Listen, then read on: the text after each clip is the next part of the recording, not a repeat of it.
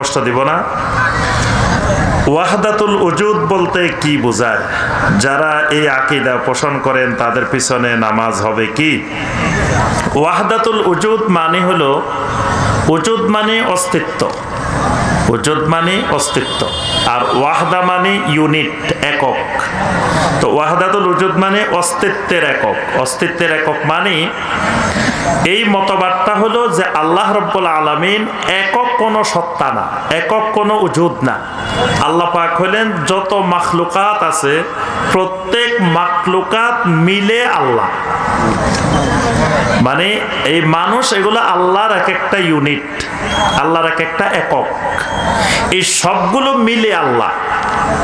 এজন্য এই মতবাদে বিশ্বাসীরা বিশ্বাস করে যে প্রত্যেক মানুষের কালবের ভিতরে আল্লাহ আছে এবং প্রত্যেক প্রাণীর ভিতরে আল্লাহ আছে। কুকুরের মধ্যেও আল্লাহ, তারপরে গরুর মধ্যেও আল্লাহ, ছাগলের মধ্যেও আল্লাহ।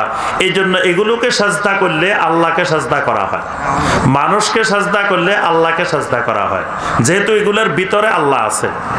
তো এই মতবাদটা কুফরি মতবাদ, এই মতবাদটা কুফরি মতবাদ। এই মতবাদের আবিষ্কারক আপনার হোসাইন বিন মনসুর হাল্লাজ, আপনারা সবাই জানেন। সে বলতো কি, আনাল হক, আনাল হক, মানে আমি আল্লাহ, আমি আল্লাহ। কারণ সে দেখছে আল্লাহরে খুঁজছে, সে বলছে তো আমি আসমান জমিন সব খুঁজছি, কোথাও আল্লাহকে পাই নাই। পরে দেখি তো আমি নিজেই আল্লাহ, এর ভিতরে আল্লাহ ঢুকে গেছে। এই জন্য সে আর নিজেকে আল্লাহ থেকে আলাদা করতে পারে না। তো এই জন্য বলছে আনাল হক। এই মতবাদ কুফরি মতবাদ। এই মতবাদে কেউ যদি বিশ্বাস করে তার ঈমান থাকবে না, সে কাফের হয়ে যাবে।